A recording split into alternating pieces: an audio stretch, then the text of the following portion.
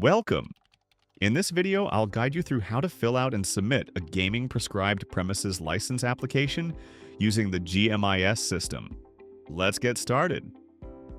To begin, you'll need to log into the GMIS customer portal using either your Google or Microsoft account. Once you've successfully logged in, you'll see your customer dashboard. From here, under the section titled Select an Action, go ahead and click Make an Application. Select the correct application. Navigate to the gaming sector, and from there, select Gaming Prescribed Premises License. Legal Entity Information. Here, you'll need to select your legal entity from the list. Now, a few helpful tips as you work through the form. The green button allows you to save your application at any point. Once saved, your application number will appear. Be cautious of the red button. This will delete your application. Important note: before applying for this license, please ensure that you have the correct fit and proper certification in place. If not, you'll need to complete that application first. Click Next to move forward. Premises information. In this section, you'll need to enter details about the premises. Select the type of premises.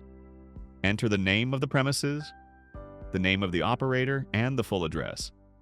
Below that, you'll enter your contact details, including contact name, phone number, email address, and preferred contact method.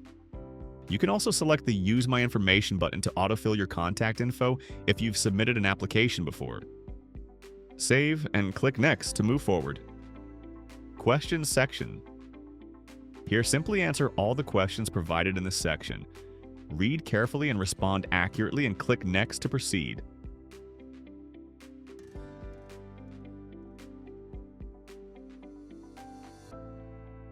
Now we're at the Document section.